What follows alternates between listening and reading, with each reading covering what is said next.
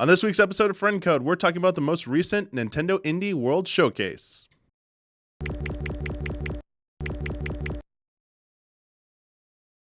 Hello everyone, welcome to a new episode of Friend Code. I'm your host, Michael Damiani. This week, I'm joined by Bradley Ellis. Achievements. Love to hear that word. I changed my mind. This time I like You're it. back. I'm back. I'm back on board. Each week, I He flip-flops. I flip-flop every time Brad is on this show. And as you heard, Daniel Budworth. Hello. How's it going? Busy week. We are, if you didn't catch the Patreon post, we are actually recording this right before the Game Awards on Thursday. That's unfortunately why there is no patron early access version of this episode, but it should still be coming to you on Friday as usual for everyone else. There will also be no patron Q&A on this episode because we got a lot of games to talk about. There were 16 games in total at this Nintendo Indie World Showcase, as Bloworth had to correct me because I kept calling it the Nintendo Global Indie Showcase. Because somewhere I read, it just said that on the YouTube, maybe it was the stream title is what they called it, but then the email and the archive that they put up on YouTube, they changed it, but I got it wrong. But that is what it is, Nintendo Indie World Showcase, and I feel like this is a bit of a surprise coming out right this week with the Game Awards State of Play. Usually we get one of these in the beginning of the beginning of each year. Right. And this came out at the end of the year. Were either of you kind of surprised we got any kind of Nintendo Direct at this I guess point? just because it's right before the Game Awards. Yeah. But I ain't complaining. I think it's more blood. Tell me if you agree with me. I think it's more a testament that Nintendo will just do what they want to do. Whenever they think it's the right time to do something, they'll just do it. They're trying to go on historical patterns isn't always the best. Yeah, I don't think going on historical patterns is a great way to go with it. But I do think that there's a little bit of, not everything in there and even not a lot of that stuff. But in terms of being released around the Game Awards, there's a special skateboard demo right now, and it's they just basically, gave awareness to that game. And then there's another, what was the other one? Oh, Super Mash. That's the game, right? Oh, that mashes the Super together? Mash. Yeah, so the same day that they announced that on the Direct or the video, that came out on the Epic Game Store. So it's... Oh, okay. So these things are all kind of seem to be lining up timing-wise to where it's hey, you can get this on the Switch sometime next year. Yeah. But Or I guess you can buy it right now. A lot of these you probably wouldn't see at the Game Awards. I guess when we think Game Awards, we think more first-party stuff. For sure. I don't think anything that was in this showcase probably would have qualified to be in... Maybe. Game Awards. Sayonara Wild Hearts was there last year. Yeah, that's true. But I would say I feel like Sayonara Wild Hearts might have been more exciting to me than... or a big of a deal than maybe one or two announcements in this. I think maybe one or two could have qualified from this. But on the whole, though, there's always been crossover, though. There, going back to what Nintendo had previously done, there would be an Indie Direct that would usually precede a proper Nintendo Direct, especially at the beginning of the year. And one of those games might be in both, or an indie game that wasn't in the Indie Showcase suddenly appeared a week later in the proper Direct. So, yeah, you never know with these, what judges.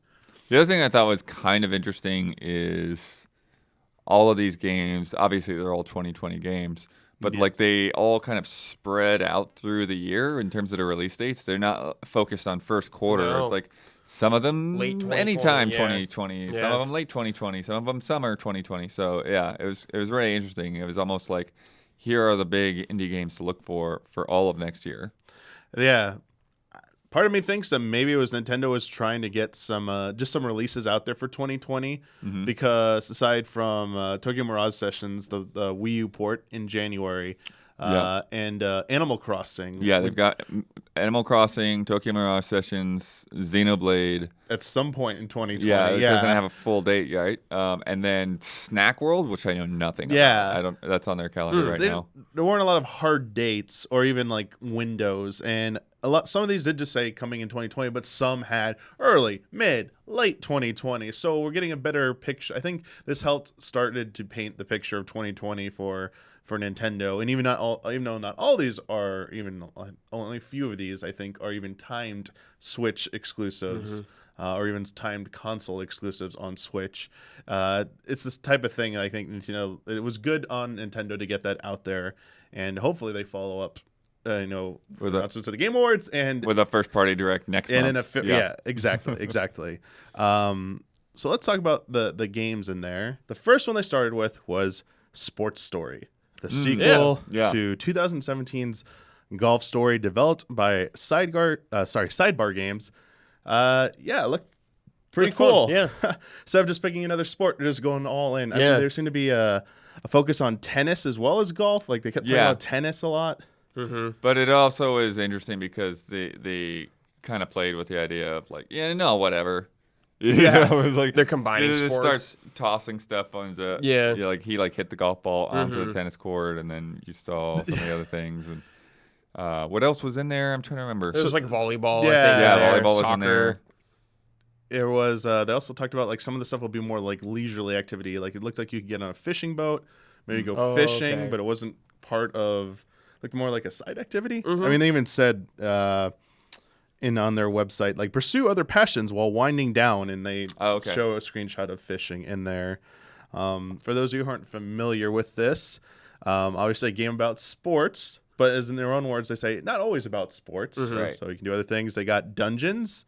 We saw stealth. We saw the golf shot knocking out the surveillance camera there. That looked pretty cool. That's nice. Mini games, and apparently part of the premise of this game is going to be you're studying at a renowned tennis academy this time. Ooh, cool. So, yeah. And then it seems like the golf mechanics are going to be more integral to solving puzzles and progressing through more of the main game. Yeah. Did either of you play Golf Story? I didn't get to. No. I heard a lot of people talking it up, at least. Yeah, this came out in 2017, the original. This will be available exclusively on Switch in mid-2020. So I think this is our only current exclusive. They just said outright exclusive. Right. So I think this is a pretty good deal for Nintendo. Yeah, sweet. Yeah. If the first one did well. For sure. Keep it going. This next one, people are looking forward to this one. Oh. Streets of Rage 4. Oh, heck yeah. Yes. Again, developed by Lizard Cube, Guard Crush Games, and .emu, who've done a lot of games. Published by Sega. This trailer focused on the reveal of Adam Hunter, who I'm not familiar with the Streets of Rage series as much as some other allies here, so I had to look it up, and they're part of the original game. Yeah. But they haven't been playable since that original game. They haven't been playable in Blaze's over brother, it's been almost like 25 years or something since he's last been playable. Wow, damn. So probably longer, I think. Maybe longer than that. That's sweet. He's back. Yeah. So how are you liking this game? How it's shaping up? Like particularly the art style. I'm cool with it. Yeah. I mean, again, like we're not Huber, but I, more than anything, I just appreciate that soundtrack. So like once that started moving, I'm like, everyone shut up. I'm just gonna listen to my headphones right now for the next 2 minutes as this trailer goes. It has a good soundtrack just from listening to what's in the trailers. Yeah, I mean, mechanically it looks really fun though. It looks like it's gonna be good. A brawler, good brawler mechanics in there. Good fights. I was surprised at first by the visual presentation. Oh, because I was so used to like the original style. Having like some like sprite artwork, but I also understand that this is an alternative to it, and there are more games that are using this sort of art style instead of going for just like strictly sprite-based, retro-based look. So fully hand-drawn stuff. We just need to get Huber to get his hands on it. He's excited for it. I'm trying to think. Has Huber played it yet? I don't think he's gotten a chance to. I don't think so. Because I don't remember. I don't think it was at E3. When I saw it at GDC, it was like kind of covert. It was kind of hilarious. It's like, come back around the other side, and then he like alt tabs over to Streets of Rage from the game that was actually on the demo station. That's the way to do it. Next up was Gleam Light. This was the no HUD one. Yeah. This one is kind of weird to me. Yeah, this one feels like it's trying to pull on Hollow Knight a lot. Yeah, I got that vibe. I definitely get that vibe. I remarked how the protagonist, if that is the only one, looked like the He-Man character whose name is have it here, Orko. Yeah, Orko. I have some details about it if you're more interested. They did get some on the. So you can find all the information that I'm summarizing here. You can go to Nintendo.com and go to the search bar at the top. Type in any of these games. They have a game profile page. All these details can be found there. Really useful. So the person presenting this was Hidekazu Nakajima, producer of the game. He's with D3 Publisher. Right. The name they've been around they were around this past gen, but like I haven't actively been aware of them doing much. They were doing a lot more like last gen for sure. Yeah, the previous generation, like they were doing a ton of stuff. It's a 2D action game. It is a story of light, of gleam in a world of glass stained in darkness. It is everything in the game apparently is made of glass. Cool. Is like the premise. So everything, it takes on some form or shape of glass. And then the game has been designed to immerse players into the world and story without being obstructed by standard UI. And the story behind what happened in this world and what is to come is apparently up to you. So they're letting you have a lot of creative, I guess, freedom. I guess. Yeah, I wonder. They're kind of ambiguous with this. This isn't very as detailed as I thought. Honestly, I think maybe it's more like Hollow Knight, where you can miss stuff. There's like optional stuff, and how you proceed through certain parts will dictate when you see things. So whether it's more like that, or literally you like make actual choices that will determine things, to be seen. And coming early 2020. Yeah, sweet. Yeah. I mean, I'm always for more games that like look in the style of a certain game. There aren't enough. We haven't seen the like bevy of Hollow Knight clones just yet, so I think this will be kind of cool. The No HUD thing has me interested because they seem so confident about the way you're going to receive feedback through just playing naturally. That makes me a little nervous. Like, when you get into like a really sticky situation. That's for me. I'll believe it when I see it because I feel like because they didn't really show anything from the game. Like I don't have it. From what they've shown, they didn't give us an idea of like any of that in action, or like give you a clue how it would work. It was like more just like here's the visuals of it. Yeah, you got like hit by an enemy, then you hit them. I believe was what happened. It's like okay, yeah, sure. I can tell I'm getting damage. I'm taking damage, and I'm sure my character will like glow or some kind of visual cue or audio cue. Let me know. Rumble. Yeah, HD Rumble. Not on the Switch Lite. Yeah. I was intrigued by it. Next up was Bake and Switch. Oh, right. Developed by Streamline Games. They spent a good time at the beginning eating food and telling you how they love food. Yeah. I mean, it's, they're proud of it, you know. Sure. And they did look like they had some good food they were eating there. And, a game about food, even if it's nice to have people who are passionate about food. It is, you work as a team in local co-op with up to 4 players. You are bakers who are trying to combine doughs to make bigger dough and get higher scores. So I noticed someone said, I don't know if it was Blood or someone else said, it reminded them of Overcooked a little bit. Yeah, totally. But it was like, they're like bouncing like buns running around. Like the dough it's not exactly like real regular food. So like the doughs are. It sounds like they look and they seem like they're alive. And like track them. Yeah, they're gonna grab them. Yeah, and then you're doing all this because you're trying to appease the hangry. Not hungry, hangry guardians. So you're gonna go through levels to summon guardians, satiate their munchies. And then you will curry their favor so that you can defeat the Scourge, who are the main villains of this game. So a little bit of lore behind this. They say you can collect power-ups to freeze, electrify, magnet, and solar palm your way to victory. So a bunch of power-ups there. Cool. And then there will be a PvP mode. PvP mode. Oh, yeah, PvP they did say mode. that. Yeah. Maybe like 2v2 or free-for-all. I forget this. Overcooked has a competitive, obviously, but like they don't have a way where you can go to the other team and sabotage them, like the nature of PvP. I don't think so. Yeah. It looks like a good group stream game. Yeah, it could be fun. Probably qualify as that. Coming summer of 2020. We touched upon this game a little bit, but to me, this might have been the most intriguing game shown at the showcase. Super Mash. Yeah. Oh, sure, yeah. Developed by Digital Continue. The simple concept: pick 2 genres and mash them together to create a completely unique game. Mm-hmm. Yeah, I mean, I feel like they're overselling the unique. Like, there's got to be a limited number of combinations, right? So. Well, it like started simplistic. Everything looked like kind of fan game level, the visuals and how things flow together. But towards the end of the presentation, the video, things got way more elaborate and looked a little bit more polished. And I was like, okay, this looks very intriguing. They had on the game page for them, they say glitches and dozens of goals and obstacles change up the gameplay. So there's going to be something about glitches, which part of the game. It's kind of nice, like mixing up 2 genres like that. It's kind of a cool thing. 3 difficulty modes, 6 classic genres to mix and match. So they're going to start with 6, and then it's going to be platformer, action adventure, shoot 'em up, Metroidvania, stealth, and JRPG. And more genres will be coming in the future. Interesting. Yeah. So they talked, I don't know if you remember in the presentation, they showed dev cards. Those little trading card looking things. Oh, yeah.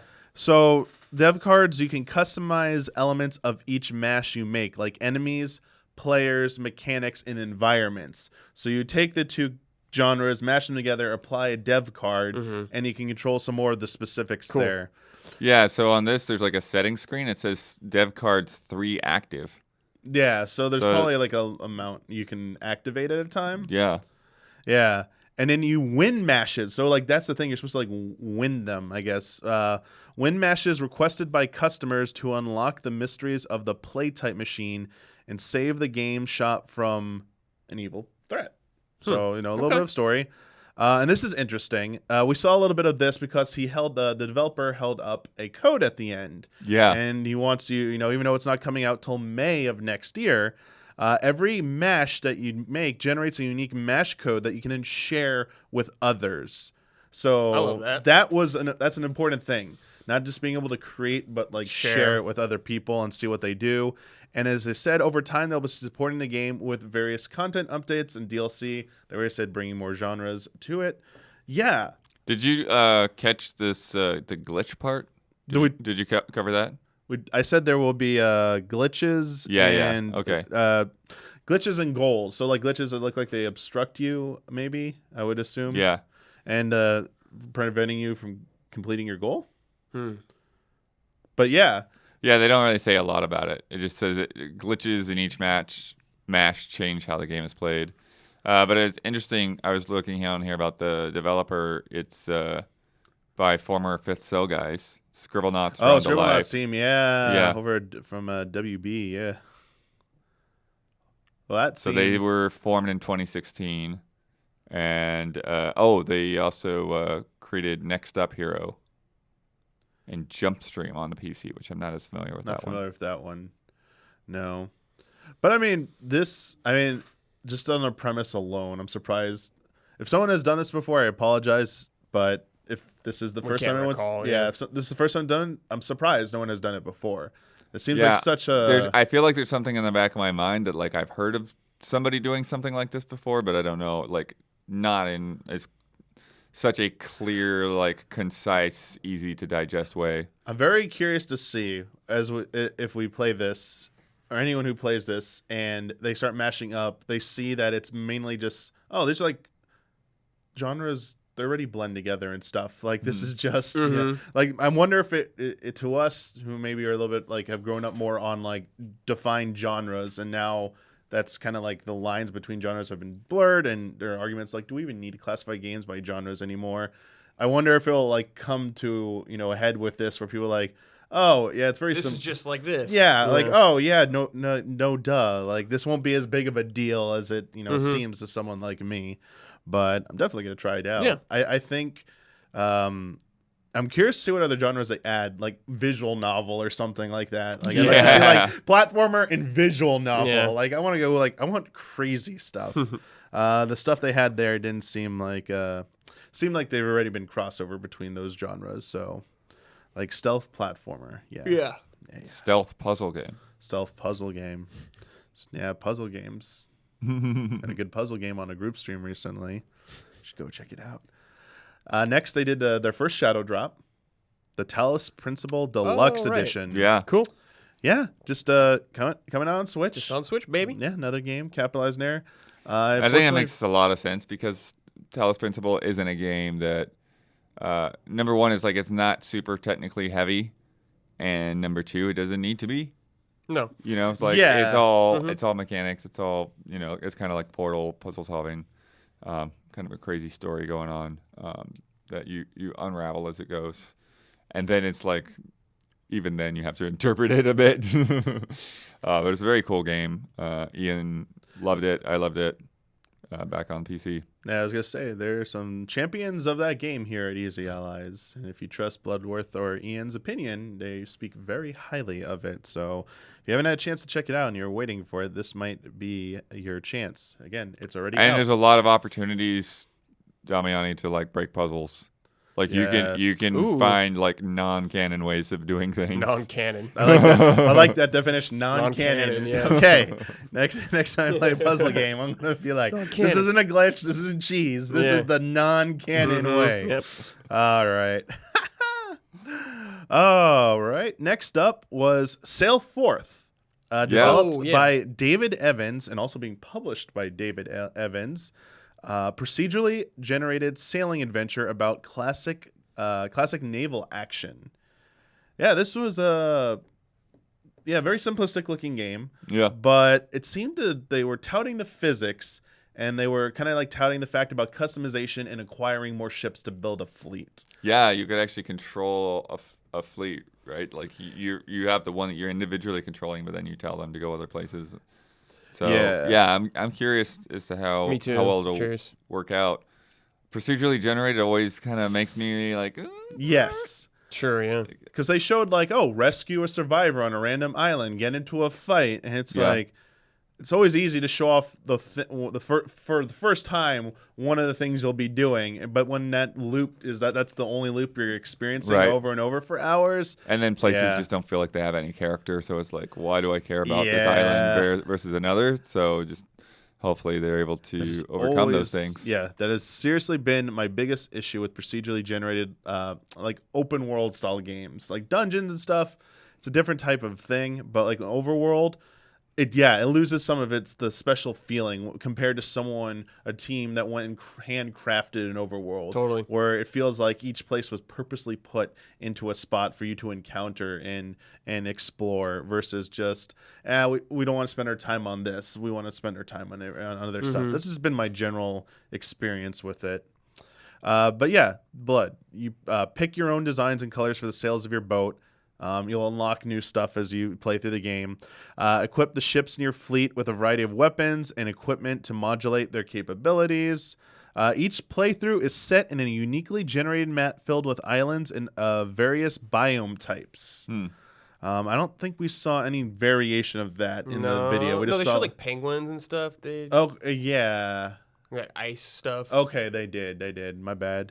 At each location, complete one of many types of quests. So here where they were. From stealing treasure from a Skull Clan fort to rescuing a friendly sailor who ran aground. So it's like, okay.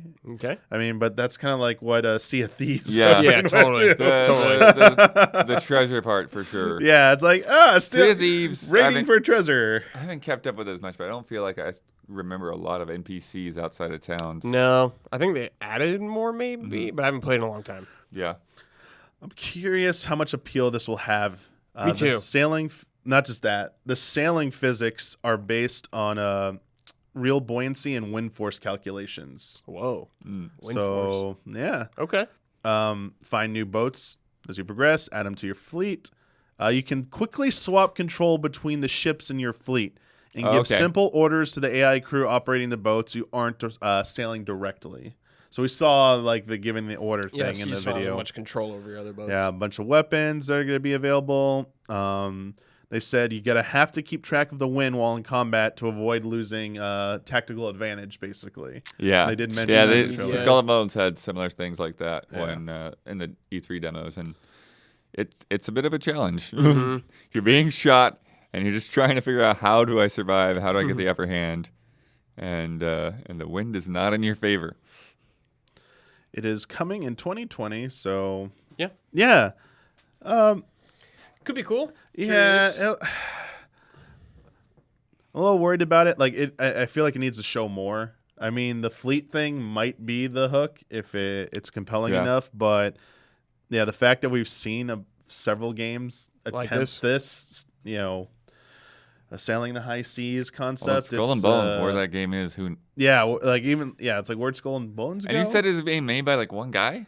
It's David Evans. Yeah, publishing and yeah. I mean, I don't know if it's solely being developed by. Sure.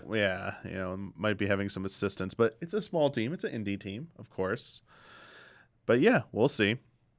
This game, I feel like I've been hearing about it forever, and finally is coming out on. Finally got Shadow Drop Switch, our second Shadow Drop, Dauntless.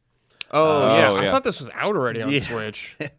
From Phoenix Labs, they focus on their new content update. Storm Chasers. Seems like everything's called Shadow Storm something. Mm-hmm. Really, I got Iceborne vibes from this. Sure, yeah. So this game, I mean, it's offering crossplay, which is a big deal. Yeah, that's cool. And I think it is probably their biggest crossplay, cross save. Yeah, cross save, crossplay are a big advantage over Monster Hunter World. Yeah, because PC and console audience are separated in that ecosystem, whereas in this they're not. This is also, the free-to-play model versus Monster Hunter World, where you have to pay in for the main game, and then the Iceborne update as well. And I haven't played Dauntless, but I've seen some people who flock to Dauntless and prefer it over Monster Hunter, and I've seen people who are like, no, Monster Hunter is better. And I feel bad because I'm not informed enough to talk about the comparison there. I've seen a lot of praise for the way you actually fight monsters in Dauntless. Like a lot of people have been asking for more games to kind of ape that system that they're doing in there. But I mean, at the same time, Monster Hunter World, the fights in those, I don't know, those are pretty good too. So. Yeah, I just don't know the difference between them. Really. Yeah, I apologize. I just haven't spent any time with Dauntless, and it's probably a game I should try out. At some point. I had it on Epic Game Store or something, like a early access. Yeah, I played a beta of it, and I just never jumped into it. I was ready to go, and then I just didn't jump in, and I feel bad. But I mean, they're doing a good. It's clear they're really supporting the game. They're pushing for it. Nintendo's behind it. Mm-hmm. They've been pushing it pretty hard too.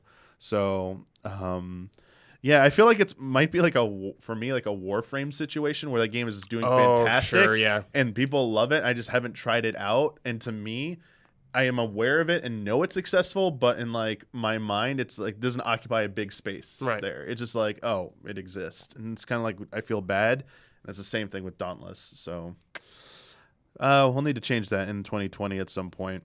But yeah, it's out now.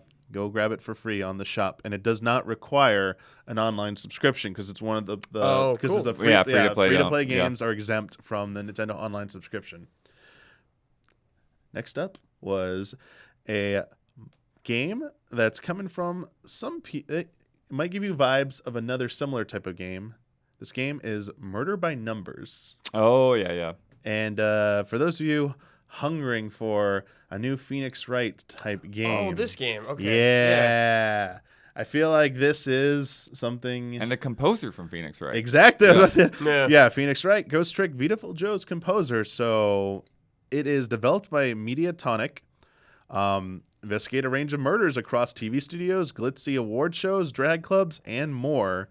You interrogate characters designed by Hato Moa, creator of Hatoful Boyfriend. Oh, yeah, that's right. That's funny. Coming early 2020 as a timed exclusive for Switch. I really enjoyed the Phoenix Ace Attorney series of games that I did play. I played the original 3 and the Miles Edgeworth game, I think, maybe. Okay. And enjoyed those games. The visual style of this game looks great to me. It looks more appealing to me. Oh, and, you like it more than Phoenix Attorney. Yeah, I feel like this is where Phoenix Wright would have gone here if it became like it just caught on more and became like something Capcom would go back to more often here. Well, that's kind of the weird thing with Phoenix Wright is it kind of like got to a stopping point, and then they're just we'll release them again. We'll release them again. Yeah, they do like the HD re-release collection. I mean, I think the last thing we got was the last new game here, the crossover with the Layden game. Was that the last new? Might be. There's also Apollo Justice, but I don't remember which came first. I feel like Apollo Justice came first, at least here. Yeah. Which Layden similarly, very very close situation. Yeah. Like they just put out the most recent one on Switch, the mobile game to Switch. Yeah. Which didn't everyone hate that one? I don't think it's gotten very good reviews. I don't think people think very highly of it, which is unfortunate because I think it's the same thing. Like Layden, the first Layden game just blew me away. Yeah. Had such a great time with it. The first trilogy or whatever. Yeah, it was, and then after that, it was just kind of you're like, okay, I get it. We're just gonna go through this. Same thing with Ace Attorney. Like those games were really cool. Like the courtroom stuff. I miss it. But early 2020, Murder by Numbers. Yeah, I have another chance to jump into that. And then the numbers part is just like Picross Picross, type of thing, huh? Yes, yeah. They had like the check, what was the thing about like blood type or something? And they're like, get the blood type for doing They it. basically did Picross, and then you got this weird blurry pixelated thing. You're like, oh, there's a blood sample. I'm like, oh, okay, got it. Oh yeah, looks interesting. This next one, I was the one who was just like. I was out of the loop on this game. I feel bad because I'm not very familiar with this series. Oddworld: Stranger's Wrath HD.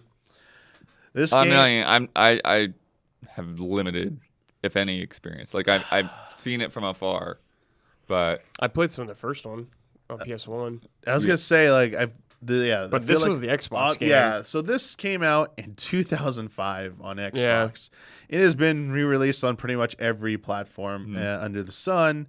Again, action-adventure game, and it has first-person shooting mechanics.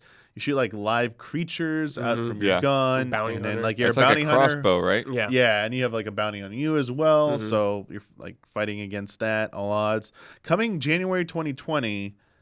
Yeah, that's a quick one. Yeah. Nice. Yeah, this is just I think this is a good example of just finding something that isn't finding one of these like games that are like updated, that isn't like a brand new release, that's like a full price game, but also like I don't know if I'd call this like was this an indie game originally?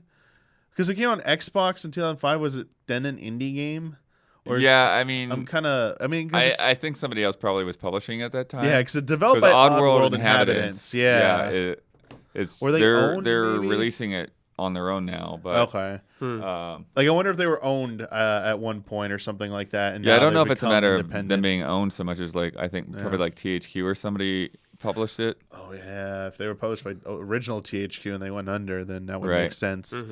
But this feels like some of the the Turok re-releases on Switch, like those types of games that come out. They're like in the lower end of the mid, like from mid to low. They're in between that range right there. Yeah. Just like kind of EA published it. EA, okay. Like good old Electronic Arts, but it just shows like there's a wide range of games that are coming out on Switch, honestly, and I think it plays to its strength that there'll just be a time where you're just like, well, I just want to try a game, and you just go look on there and you see something like this. And think about, I didn't see a price for it or something, but I can't imagine it's going to be too much. So, what? 20 or 30? That would be my guess. Dude, I was like, I hope it's 10. 10 or 15. 10. Yeah. Oh, never know. Maybe it will be it's like only from 2005, 10. Man. Yeah, but it didn't seem like anything crazy to it. How much was Turok? But they're adding like the gyro controls and stuff. Yeah, but it's like, I also feel like Brad, people put games on Switch. They think even though it's not always a physical release, they can do like a Switch tax. That's like, you're getting the advantage of playing it on a hybrid system. $5 more. So we're gonna like charge a little bit more because we know it's the more popular platform, and it will sell on here potentially. This next game I think will make you feel a little bit more excited and better, Brad. Okay. Skatebird. Yeah. Skatebird. So cool. Which apparently has a limited time demo right now as part of the Games Festival. Steam. Yeah. Which is part of the Game Awards. Or collaboration of the Game Awards for 48 hours. So by the time you're listening to this, it will be nearing the end of that, be halfway point, I think, of that 48 hours. So hopefully you can still check it out.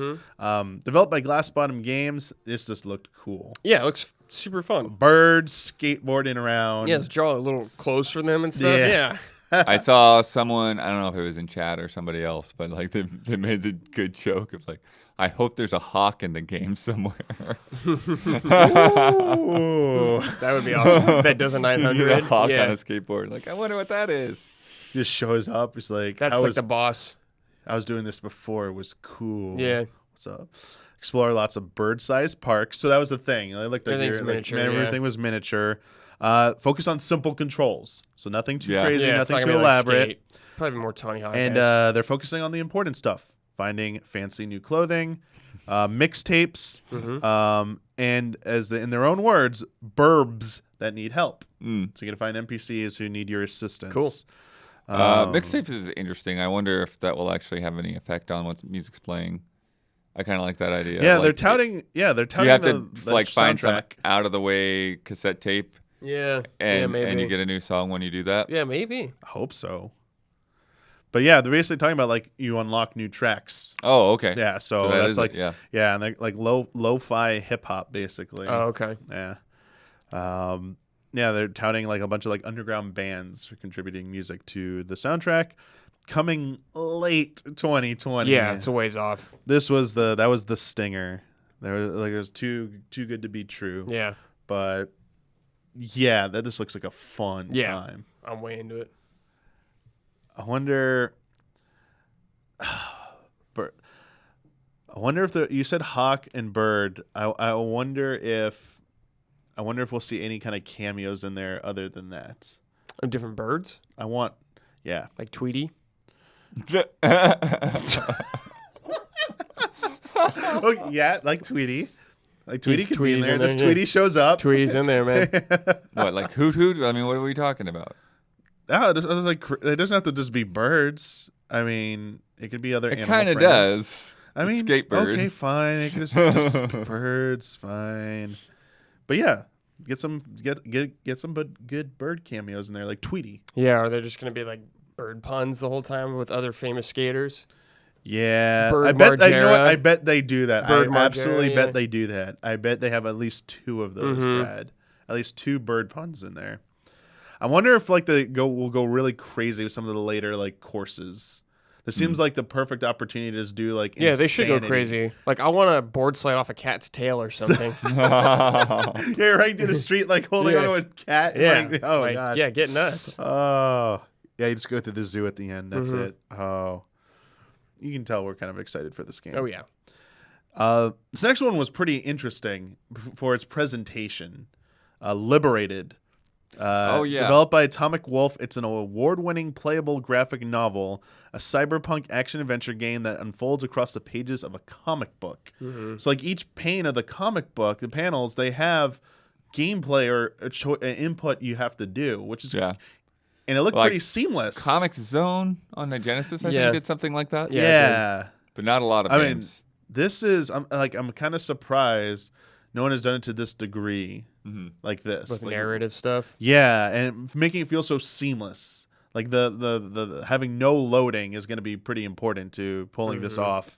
They showed a lot of side-scrolling action, gunplay, stealth, puzzles, and platforming. Yeah, will be what. Another game that sort of did that a little bit was Fluidity on the Wii. Oh, I remember hearing about. I remember this title, Blood. It's eluding me. So you were it's moving. It tilts water. Tilting the Wii remote to like tilt water around, and it also kind of had like comic panels. Okay, I had no idea about the comic panels, or just forgot about it after all this time. That's pretty cool. They say it's hand drawn story panels, so that's pretty cool.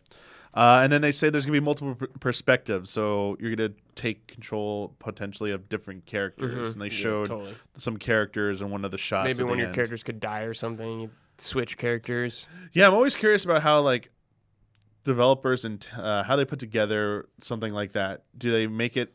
What makes them decide to pick from the very beginning? You choose a character and just play through a path like that, versus you might find an optional character and you can switch to them, or at any point you can any point between levels or something you could switch between characters, like Birth by Sleep type thing. Yeah. I'm always curious how they do it, because I kind of there's I just seen so many different approaches to it, and I'm not sure honestly which one I prefer.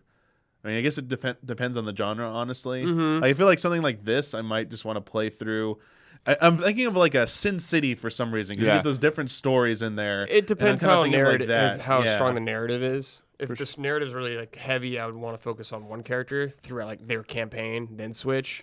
Yeah, like I don't get like a vibe that there's going to be like a gameplay reason for, hey, switch to this character. It definitely feels like you just said, Brad. Mm-hmm. It's going to be more story heavy, so seed through this perspective to the end, and then go back get this and other see. perspective. Yeah, you might have seen a character in like a few pages, like wait, what was that? And then now I could play through their perspective. How did they get to that scene? Like I like that more. Yeah. Coming to first to Switch as a timed exclusive in 2020. 2020, baby. Next up, I believe this is already out on PC, so this was just announced for Switch. Boyfriend Dungeon. Oh yeah. From Kit Fox Games. For those who aren't familiar with it, you will date up to 9 weapons, from dancing swords to heart-piercing daggers. Generated action combat dungeons. Wow, I wrote that wrong. Sorry. And challenges. Various gameplay styles, various combat styles, and then your romance options will offer you male, female, and non-binary options for that. And then the thing that they're touting as the biggest draw of this game: take your weapon babes on romantic outings, such as to the club or to the beach. Mm-hmm. There you go. Coming in 2020. With the Rumble too, they made a point. With HD Rumble. Made a point of selling that. Yep, they just said, and this version includes HD Rumble. Yeah. Enough said. It's like, oh dear. This I think it's fun to see like Victoria actually presenting that. Yes, they let Victoria present it, and I think this will probably do very well on Switch. Sure. I expect it to coming 2020. I don't think it'll take that long. Because again, is like kind of an indie thing. Is like she's kind of having to do it all, right? Like she was giving a talk at GDC, which is where I first found out about her, and then she's presenting her game there. She's also like designing, doing art, and she's also like doing. She's like the lead PR contact for like all of these games that Kit Fox is handling, and so she's like sending me all these emails about games. And one of the ones that Ian played on Easy Update a while back came through her. That is a very talented person. Again, I think I'll do very well on Switch when it finally comes out.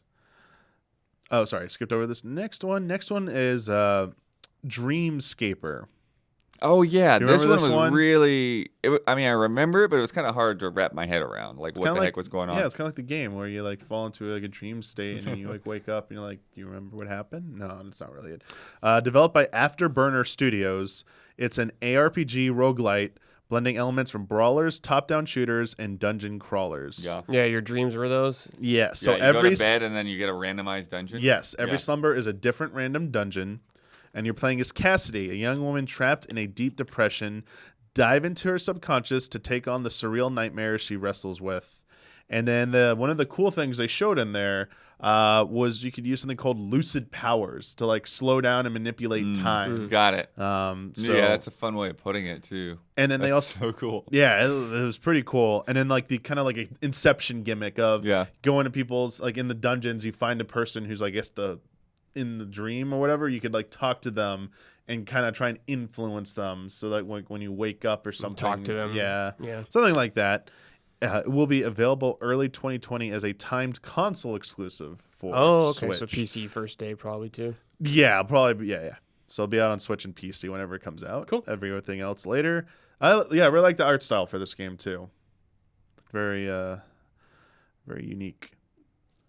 This next one, I'll say, I don't like to be down on stuff. This was the game that probably least spoke to me. Okay. It's probably the point of the presentation where I was the least interested, unfortunately.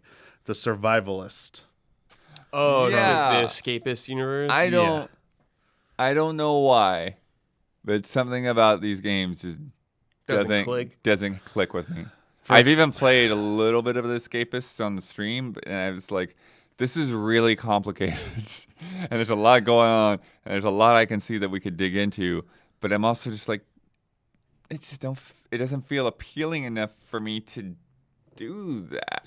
Yeah, it's not an indictment on the quality, what the quality of this game will be, or the past ones. It's just strictly a matter of appeal. Mm-hmm. That's all it is. Yeah, art style. Yeah, being published by Team 17.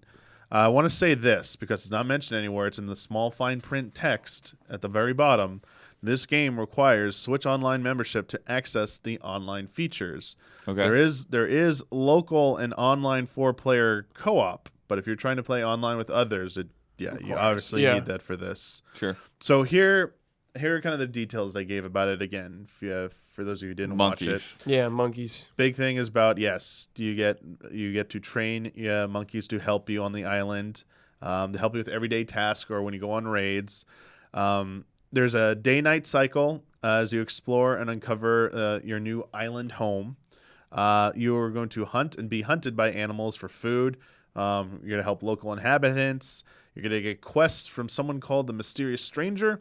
No, it says get quests from a mysterious stranger or find them washed up on the shore. So like a bottle. Yeah. Quest in a bottle. Procedurally generated wilderness. A variety of biomes. Biomes is a very popular word with indie games. I'm just going to say that. Yes. Each player has their own unique world. So when you team up with people and you go to their part, it'll look different from yours. The mimic system means a wide variety of functions can be performed by your monkey companions. So there's like this whole, like when you finally teach them, it's part of this mimic system. Discover recipes to expand your food options, items, crafting, just crafting trees are going to be in here. Everything you can probably expect from a survival game. And you're going to explore temples for hidden loot because, there's got to be hidden loot in that temple. Baby. Yeah, and there's going to be some legends of that hidden temple coming in 2020. And I feel like it's something you might have, you've already played it, though, and you're kind of saying... I haven't played that. I played the previous a little tiny bit of The Escapist. Yeah, I do get sort of the vibe that it might be a lot to take in at first, but playing with 3 other people for 4-player might be the way you have to, play this, honestly. I think you have to play it maybe with 4 people. I didn't double-check that, but I think it's a good way because they did that and they did Escapist 2, I think. And I want to say they've had a bunch of different themed expansions and stuff. So I think it's a good way of taking a lot of the systemic things that they've already built and have working, and then okay, let's do this in a whole different environment, a whole different set of goals, and make something it's not 100% different, but it doesn't feel like you're just repeating. You're just making a sequel. Yeah. I feel like I should try out this one just because I was so lost when they said part of the Escapist universe. I'm like, what? I was like, I feel so bad. I have no idea what you're talking about. I was like, I probably heard about one of these in the past, and I just completely forgot, and I completely apologize. Some of the character designs, I got a Bonk's Adventure vibe from as well. Bonks? Yeah. Is it bald? I mean, on an island too. I mean, sure not the best, but yeah, I feel like I probably need to try out this one or one of them if there another one's easier to jump into, just to because 4-player survival type game seems fun to play one session of at the very least. I just don't know. I feel like these games are designed to just constantly update because it's procedural generated, so they keep it coming back. But that kind of reward progression system, I don't think is enough to hold me for more than a few hours, honestly. Unless I think it needs something more for someone like me. The raiding the temples or something. We're going to be adding new temples, specifically new temples at certain points or something like that. But I don't know. For some people, this might sound fantastic. Might be their jam. Yeah. Our final game, they wrap this up with their one last thing. They've done this for the last few. Oh, yeah. They've done this for the last few. The most recent one was they revealed a Cadence of Hyrule, I believe, was the last one in the beginning of the year. Wasn't it? I don't remember. No, maybe it was that wasn't else. the last time. That was 2 ago. What was the last one? Revealed something at the end, and I'm trying to remember what it was now. But I feel like they touted it like, hey, they said thank you to everyone, and then we said one last thing. And part of me wondered about the format of this, because this game that they announced at the end was Axiom Verge 2. Yeah. To some people, this is a big deal. Mm-hmm. I think to them it was a big deal too. I mean, they definitely headlined it and made it a big deal to them as well. Yeah. I'll be honest. I think it's a good thing that this is existing and having, but like I feel like this could have just fit in anywhere else in the show, and would have had the same effect from someone like me. Sure. Yeah. I feel almost like they didn't need to do that, but I mean, it's obviously nice to Thomas Happ, who's developing this. Showing that the last 4 years they've been working on this game to get it out. They're clearly very passionate about it, so it's not a disservice to that. It's just I worry sometimes to like just giving you my perspective, that someone who sees it and they like kind of hype, like they're making it seem like a little hyped up, and then they see what it is. Sometimes it has the opposite effect. Mm-hmm. Like, oh, that's this, like this. That's it. Axiom Verge 2. I saw that Axiom Verge 1 looked like that Metroid game. Like, okay. I feel like it being revealed in the course of the presentation, even if it's just the last game, and our final game, this is going right into it, would have gone over better. It's not a critique of the game; it's a critique of the format of this. And I'm sorry if I'm getting like hooked up on this really weird point, but for me, it just stuck out a little bit as maybe odd. Like, you don't want people to see it coming, right? Because like I think sometimes when they do that, it's like, well, you guys haven't talked about this game yet. It's obviously going to be here, right? Right? And then when they say one more thing, it's like, yes, here it is. This is the moment we get to see this thing. And I don't think they even, like, when they revealed it, it wasn't even like a cryptic reveal. Because they showed Thomas Happ, and it's like, oh, you immediately know they're working on Axiom Verge 2. And I think that's the other thing is, like, when you do, the other moment is, like, when you shoot something that's huge that just nobody had any idea. And this is sort of like, it's sort of like part of that, but not really, because like this is going to be a really good game, I expect, based on the first one, but it's still, that's not like mega blockbuster, megaton reveal. Yeah, I want to talk about the game a little bit, the reveal here, because what they did show of Axiom Verge 2, it looks very appealing to me though. So on that point, again, developed by Thomas Happ Games. Began development 4 years ago. They're going with a different visual style. That was the biggest thing, because the original one looked like a Metroid NES clone, like kind of like that visual style. This is more, it's a little bit more advanced than NES, but not quite as. It's going, it's not quite as quote unquote smooth looking as like Super Metroid either. So. Oh, for this new one? Or the original one? Yeah, it was like somewhere in between the original, I would say. It was doing stuff that obviously wasn't possible in the NES, but like the aesthetic was emulating like the quote-unquote like 8-bit-ish like era right there. Whereas this definitely is like trying to emulate this SNES, SNES, Genesis type game. Like, well, to me it feels more like a arcade game at the time. Or even like something like you would see on like Saturn. It feels like Genesis, Sega. It felt like I got a Sega vibe from this game, like for its aesthetic. And there's been some other indie games that come out the last few years that also like kind of like share this like aesthetic, and like it's not overtly unique, but like it still looks really good. It's very, very good looking, and very vague trailer. Just a little bit of a tease. New characters, abilities, and gameplay. Perhaps people who played the first one could have read a little bit more out of that, what they're changing and stuff, because I've not played the original Axiom Verge. But well, do that. Well, I feel bad because I was told by a bunch of people at the time that it wasn't. I was going to be disappointed with it probably, and I was like, oh, okay, that's weird. I mean, like, all right. What, are you expecting it to be better than Super Metroid or something? I mean, that's why you. I mean, it's a pretty good game. I mean, not at least come like on, not on par with it, but like approaching it, I guess, or at least be like somewhere in the vicinity of that. Especially now that we've gotten like It definitely focuses on some different things. It's been a while since I played it, but like the guns themselves are a little bit more of a focus. I think also wasn't the character really small compared to the map? Or Sure. That was the one thing that was a little. I think there were some issues with sound effects, even though the music was really good. Okay. But then there's like, if I remember right, there's like some of the secrets are kind of like mind blowing. Like really stuff you don't expect. Secrets. I like secrets. I in love these secrets. games. Yeah. Yes. Coming in fall 2020. No, another game coming this year. Nothing about exclusive or anything like that. It's just it's gonna be on all platforms. And I think just based on the visual style of this alone, like regardless of like going back and trying the first one based on you being like, Dominic, you really should go play it. I feel at the very least I'm gonna try Axiom Verge 2. Yeah. Hopefully I expect there won't be any weird thing about, oh, you didn't play the first one, you're not gonna get this Some one. narrative thing, Yeah, I expect even if there is something like that, it won't have that big of an effect. Yeah. Very much gameplay focused. What I saw from this, I'm looking forward to actually trying it out. So the kudos on that presentation, the very short video of it was very effective, I think.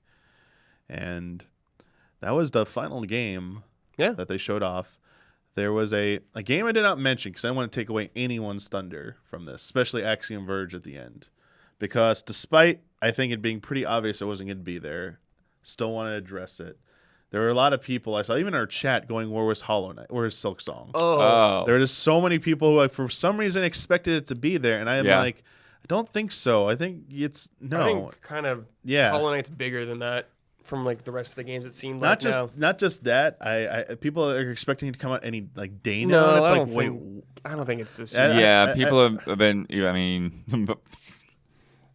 Potentially, we could be like looking like fools here because it could drop during the Game Awards, right? I was gonna say, this is Silk Song is something that could actually be at the Game Awards. It could, but I don't expect it to be. Neither do I. Yeah. I expect it to be, if there is a January or February proper direct, it will be in there, and they will finally at least announce a release window for it.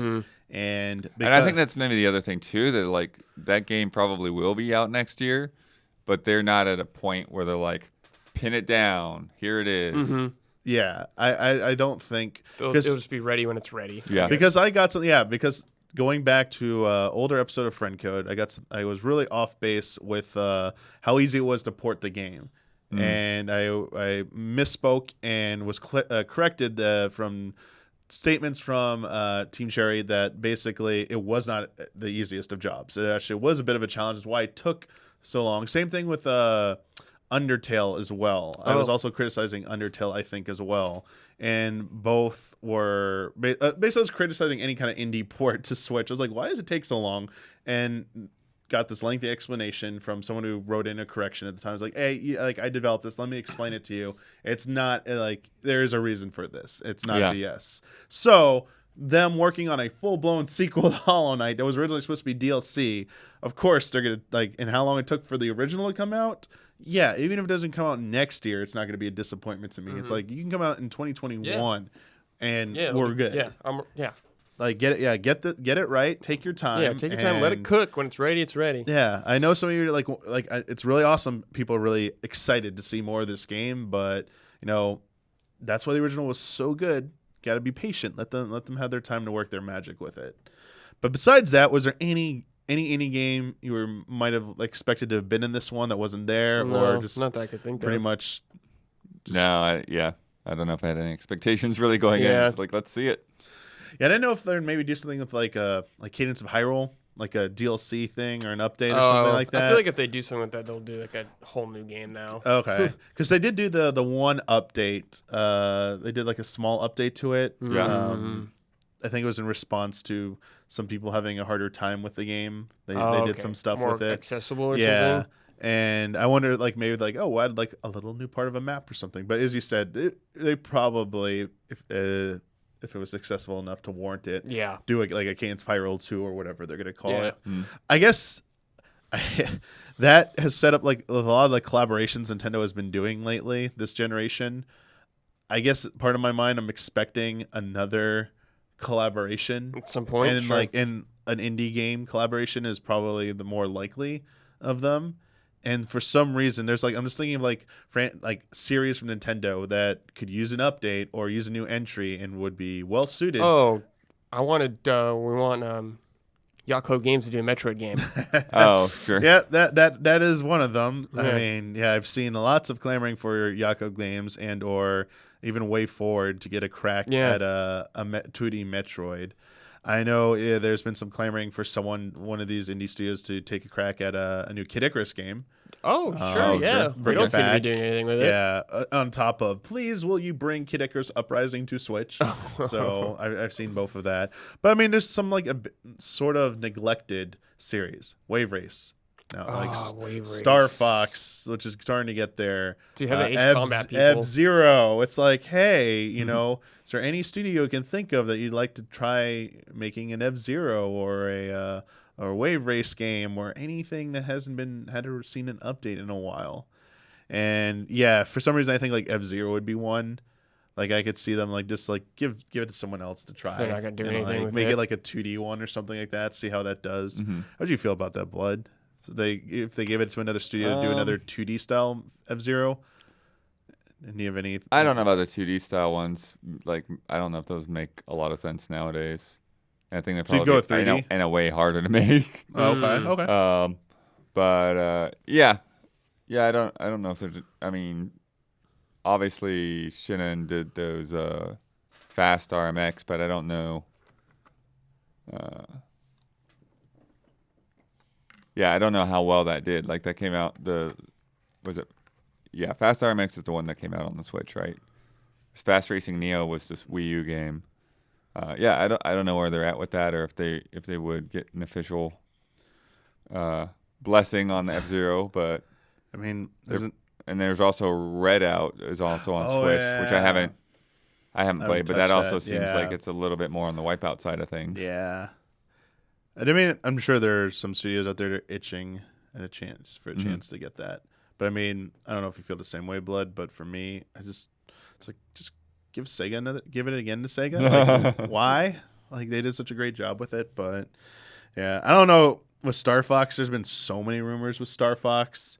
And it seems like they're more open with that. I feel like they're kind of like I feel like they're at the point where like they've tried all they can, and they just can't, and they just don't know what to do with it. So just give it to anyone and give it to anyone who's willing to try something with it. Would be like give it to the Ace Combat team. Let them make it. Gosh, yeah. Well, it is Ace Combat team did the Assault, right? Oh, I don't know. I'm pretty sure. You mean Star Fox Assault, the weird arcade thing that was supposed to happen with on the Triforce arcade cabinet? Oh, I forgot all about that. No, I was talking about Assault. I forget. Namco worked on that, so I'm guessing that's Project Aces. Was it Project Aces? Well, that was like a DS game, wasn't it? No. This is a GameCube game. That game was not. That game existed. That game was not good though. It was not the game. Part of the reason it wasn't good though is they put a lot of focus on trying to go on the ground. Yeah, combat. Yeah, that was don't worry about disaster. That. Just flying. Flying's fun. I wonder whose call that was to put on foot. I mean, they're probably like, Star Fox 64, the on foot multiplayer thing was pretty cool. What if we made it? It's like, no. I mean, same thing with Star Fox Zero, the parts where you are in the other vehicles, and it might as well just be like on foot type thing because you're just like hovering around, moving very slow. It's just same thing. Like Star Fox Zero had some like good parts to it, and they just didn't focus enough on the good stuff. Or just make like a smaller scale Star Fox game. I would guess. That's what I'm kind of thinking. Like a $20, put out a $25 Star Fox game. I know. That's like the length of Star Fox 64 or something. Yeah. I mean, I think there's something there. With Star Fox 2 and Star Fox Command, you mentioned the DS one, the whole kind of like branching path, like choosing your own path. I mean, it's kind of been a staple of choosing one of 3 paths, but like literally being able to go back and forth between planets and stuff like that. Pretty good. Like I like that concept, and it's short. Each session's short, but you have a lot of different paths you could go through. So come back and replay it. Yeah. But yeah, I just want to see just Star Fox again. I feel like it's a wasted potential with that series. I feel like someone needed to come rescue that series, and it never happened, and Nintendo just couldn't do it. Yeah. I mean, there's obviously series that get the shorter end of the stick. Mother. They don't even get a stick. Yeah, they got taken away. Yeah, once you finish Drosselbon, I get back my Mother 3 streams. Yeah. I need to finish that game. Yeah, I'm trying to think of any other Nintendo IPs, like some of the more obscure ones, but yeah, I mean, for me, it's just F-Zero and Star Fox, like bring them back. Like Wave Race, I feel like they just cram into like oh man, I love Wii Wave Sports. Race, I do. I want them to bring it back. I think it's the least likely of the ones we mentioned to get. But anything. I loved it. They should just, you know what? They should just put like a. Did you play Blue Storm? Yeah, hell yeah. They should just put Blue Storm on Switch. Let's put a Wave Race. Put a Wave Race bundle on Switch. Includes Wave Race 64, Blue Storm, and the Game Boy game. Yeah, yeah. The one that no one played and no one you'll play it for 5 minutes. And be like, okay, never mind. This is not Wave Race, but okay, yeah. You know what they need to bring back? RC Pro-Am. That's rare. I know. I mean, that actually would be good. They haven't tried to do that other than Rare Replay, right? Yeah. Oh, let's not get into the GoldenEye stuff makes me so sad. All the leak stuff about it's done. The Rare Replay had like original features recorded for it that got leaked, like interviews that actually tell like stuff about like why the bond licensing for the likenesses, all that stuff, all in there, all shot. All professionally done, just can't be released officially. It's like, brutal. Thanks. But that was all for the Indie Game Showcase. We are recording before the Game Awards. So I want to wrap this up real quick by doing a fun little predictions thing. Predictions that will be wrong the second you hear them. Yes. So by the time you watch this, everything would have happened. So you'll know immediately if we were right or wrong. Basically, we're just gonna make 3 predictions here. All 3 of us are going to say who we think. We're going to assume that the 5th Smash fighter is getting revealed. We're just going to assume that. We're not going to predict that. I think that's work fine. with me on that one. I just want you to predict who you think will be revealed, the fighter. Not who you want, realistic. Ooh. Prediction 2, will Breath of the Wild sequel be there? Yes or no, simple thing. And your 3rd and final prediction is I want you to say a game you think will be there. Assuming Breath of the Wild's not there and they're showing something else, what other Nintendo thing will be shown there? So let's start with Smash Brothers. Or let's start with the easy one to give you more time to think. Breath of the Wild sequel, Bloodworth. Yeah. Oh, yes. Brad's yes. Brad thinks it'll be there. Bloodworth, do you think it'll be there? Yeah, they've got a long history for Zelda stuff being there. That's what I like to hear. Long history. Long history. What's that long history, Blood? Isn't that where they showed the first thing where they were like playing the game? Yeah, they showed off Breath of the Wild. Breath of the Wild. AJ Numa and Miyamoto. That's one instance. That's not a long history. Oh, didn't they have the shadow drop for the DLC there? Or the first DLC? Yes, there you go. There you go. So there's your long history. I'll give it to you now. 2. So, okay. So, yes.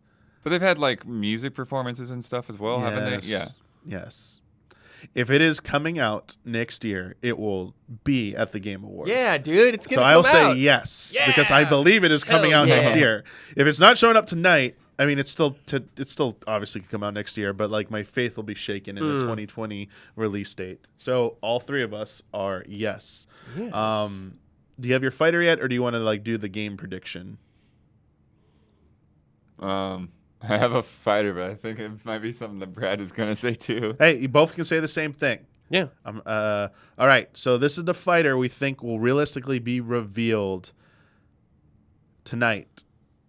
Oh, last night as you're watching this. Sorry, but we were recording before the Game Awards. Yeah. I apologize. They get it. Yeah. It's not hard to follow. Chrono. Chrono? That's not what I was going to say, but... but I said realistic. I wish. That music library to go along with it? Yeah, that's the dream, Bloodworth. And there'll be a Surge palette swap. Wow. Okay. I'm going to say Sora. I think there's a possibility. I said realistic. It's realistic, Damiani. Why is it not? Square Enix, at least. Yeah. There's a history. There's precedent there, dude. Cloud's there. They have a relationship with Square. Why? It's possible, Damiani. Banjo-Kazooie came in Smash. Anything is possible. Like Grinch is possible. Like the rumor. No, not the Grinch. Let that thing die. Let the past die. For the holidays, baby, the Grinch is coming in. Hey, do you see the rumor about Banjo? Like this is all part of a thing because they're gonna make a re-release of the 2 games in HD called Banjo Redooey.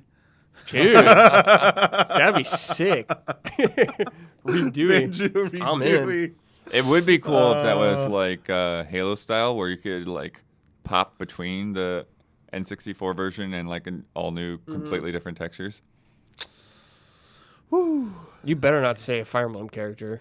No, I will not say a Fire Emblem character. I think they're going all unique characters this time, all third party. I do think third party most likely. Yeah, it'll probably be a third party character. I mean, now I just want to do like the Square Enix sweep with your 2 suggestions and just throw in my thing into Kevin? Yeah, Kevin. Yeah, Kevin. Kevin from Trials the of Mana. Trials of Mana. I wish. That'd be sick. Kevin will be showing up. You know what? I think mine will be the more realistic of the 3 of yours. Gino. Gino? Realistic? Yeah. Yeah, it's possible. I feel like Gino would be so weirdly obsessed with the Gino. final character they add. Right. I wish. That's the Square Enix. If it's Gino, that'd be sick. I will acknowledge everyone has a rumor out there. I've seen Gex. People are sure Gex is going to be in there. It's a terrible For idea. Gex. I've seen Cosmos from Xenosaga. Yeah. Apparently, like everyone's convinced Cosmos is going to be in there as well. So I've seen people besides your Sora craziness. Master Chief. It's not crazy. I've seen Master people Chief want Master is Chief. not that outside the box, I don't think. I mean, they demonstrate anything's possible. Yeah, I think that's So a good shot. I think at that. the longest shot, the most impossible of any outcome.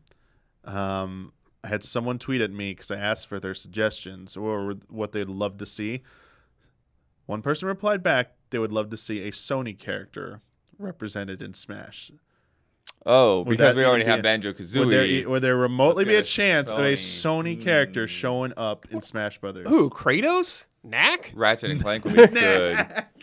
Ratchet and Clank would be real good, dude. if Knack Yeah, shows but up, I think they'd want to choose something more like current. Ratchet's kind of like on the back burner. Unless there's a new Ratchet game coming out. It's a little on the back burner, but it's not been that long. It's been a couple years, man. We haven't heard anything about it. And like with the movie flopping, just like, Sure. I don't know.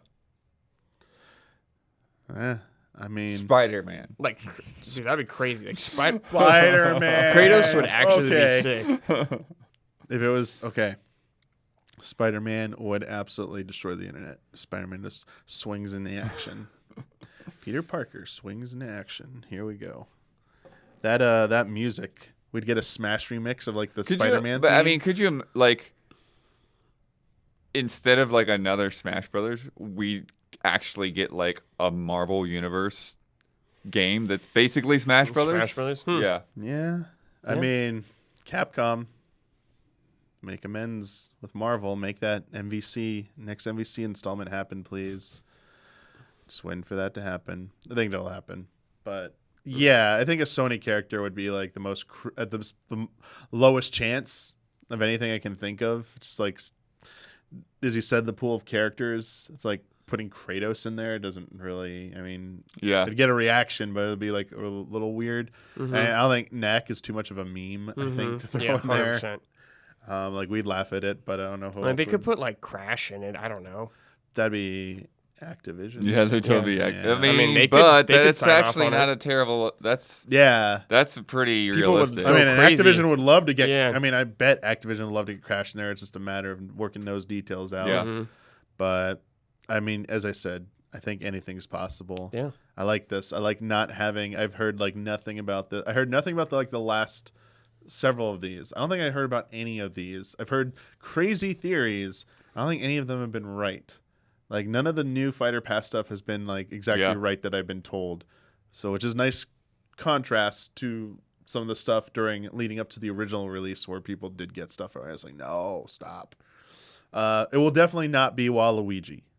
Yeah, I don't think you'll see Waluigi. 0% chance is Waluigi. I am so sorry. Not till the next one. I can confirm now it will not be Waluigi. Waluigi will not be playable in Super Smash Bros. Ultimate at any point. Could you imagine if he was and like trying to like introduce him and like, it's Waluigi from some sports games. Yeah. Mario Kart. Waluigi. Yeah, he Luigi's was. arch-rival. We needed 8 players, and so we made this guy.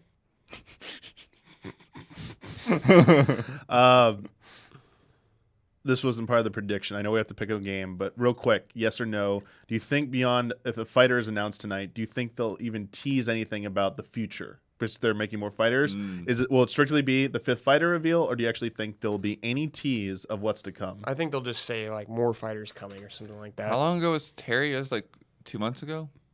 Like coming out? Yeah. Like the trailer or implemented? Yeah, it was like October. Oh. I think November. October. Yeah, November. because I just wonder because everything. the typical pattern is announce them, surprise, big splash, and then a few months later, then we get like the details of how he works, and then it's out.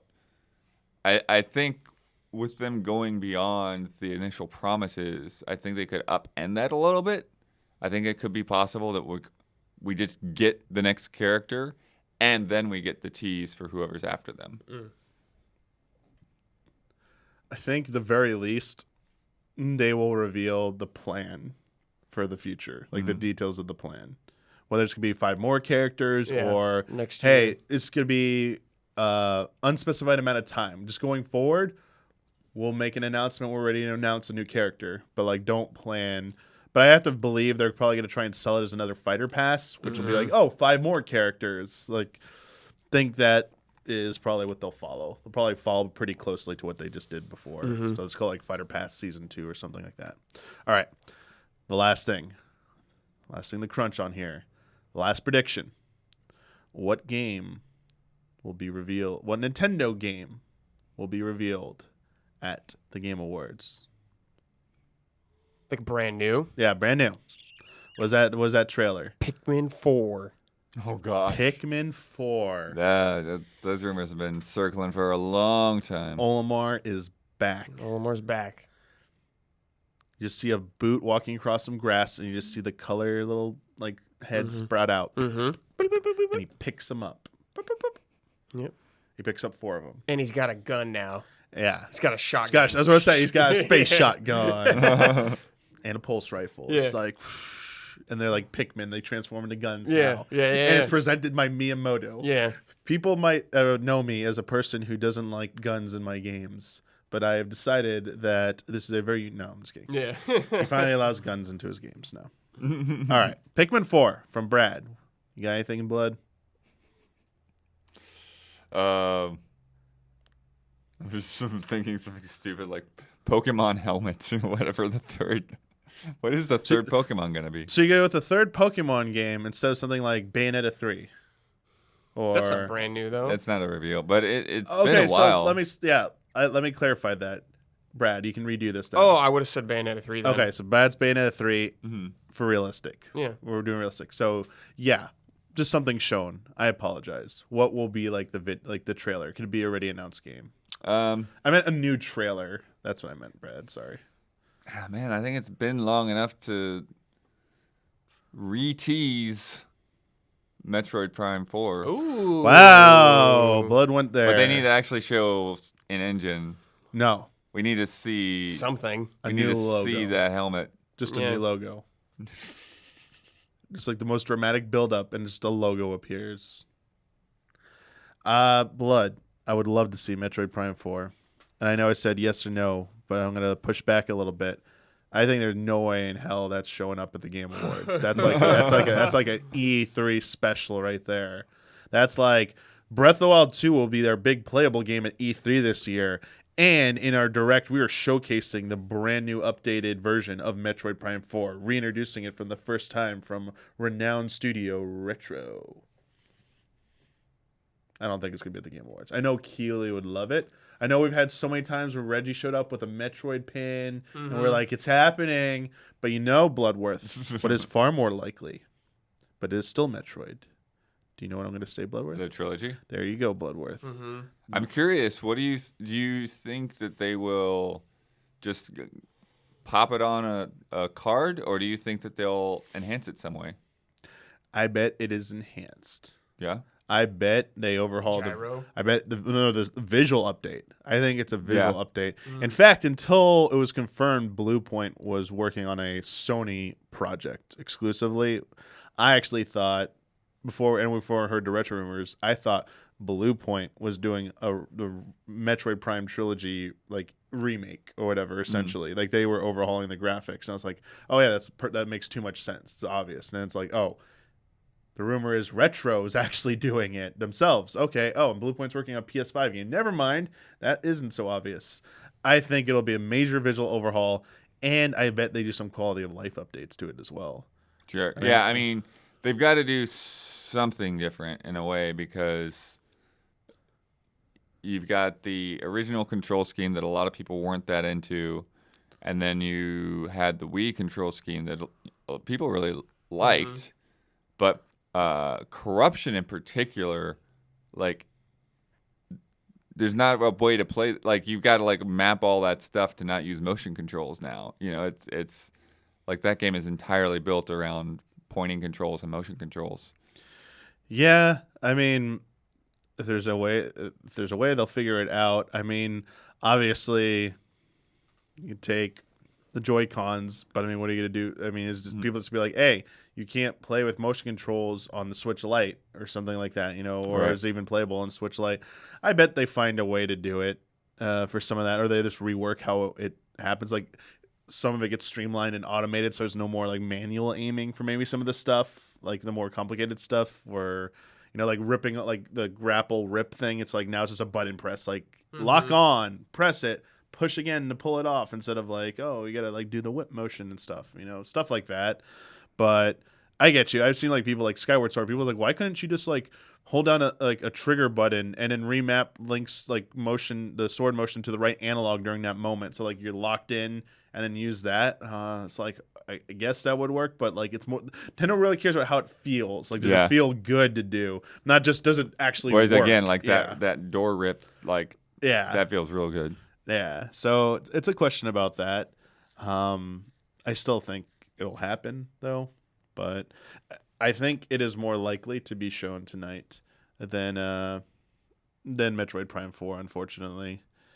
But that would have been like my pick, just because I know like Jeff would love to have a Metroid thing at the Game Awards, and so just hasn't been there. Maybe next year he'll get Metroid Prime 4 gameplay reveal or something. I don't know, or like an actual live demo of it. You know, that could be the dream for Game Awards 2020, but.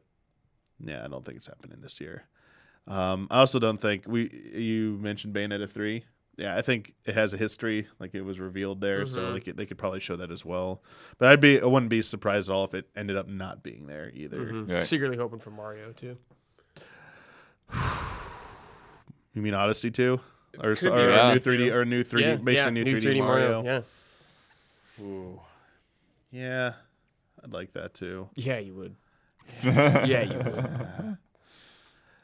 I also don't think there's another game Retro's working on anymore. You think like, I've seen people be like, "Oh, Retro's other project." I'm like, I don't think that exists anymore. Yeah, I mean, without knowing anything about it, it's hard to say. Yeah, and I can't really because it could be far enough along to where like they're doing early production on Metroid, and then just like as people finish up what they're doing on the other game, moving them over. Yeah.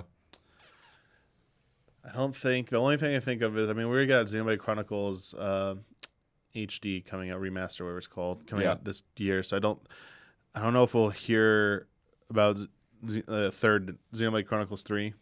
No. Yeah. I mean, so. I know it's being worked on, or they're working on another. They're working project. On a whole new thing. Yeah. I think. Yeah. So I don't know if we'll hear about Monolith Sauce project at this either. Unfortunately, I think honestly, at the end of the day, it's probably Smash Fighter. Breath of the Wild, or something like Bayonetta or Metroid Prime Trilogy, something along like that. We'll see. So my pick was Metroid Prime Trilogy for our thing. Sorry we took so long on that. But yeah, we'll see. I'm still excited. Yes, me too. Right now I'm feeling like the excitement. Yeah, even like not just the Nintendo announcements, like all the announcements. People tweeting they're there already. It's like Are they going to reveal something? Or are they just stay there, enjoy the festivities? And it's like, you never know. You never know. You never know. Never know. So that's going to do it for this episode of Friend Code. As I mentioned earlier, there was no patron Q&A for this episode just because I was worried it was going to go too long. And we're right at that, like, under 90 minutes. I thought it was going to be about 90 minutes, so we're pretty close. But for future episodes, we do the normal format. If you'd like to submit a question for consideration, you need to be a $5 and up patron. I'll make a post calling for your questions, just anything related to Nintendo, and we'll work it into our patron Q&A section at the end of each episode. Also, if you're a $5 and up patron, you get episodes of many of our shows early as part of our early access tier. If you didn't catch the post I made earlier this week, unfortunately, we're recording later in the week, so there is no early access version of this episode of Friend Code. But in general, you get episodes of Friend Code early as part of early access on Wednesdays. For everyone else, it's on Fridays. And also, we got some shout-outs for the month of December 2019. Our official shout-outs are El Thanis, Greg the Dark Knight Kettering, Caleb Togi Crawford, Will Schmuck, and FantasyCritic.games. Thank you to our shout-out. Shout out. I meant to say shout-out, but hey.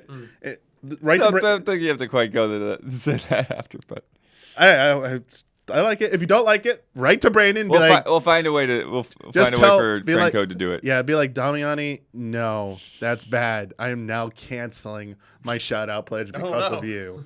It's okay. I understand. No, thank you. If it's too much, I'll do it however you need me to do it next time. But my first time, I'm trying. But thank you for joining me on this episode of Friend Code. We got to go get ready for the Game Awards. And until next time, may the way of the hero lead to the Triforce.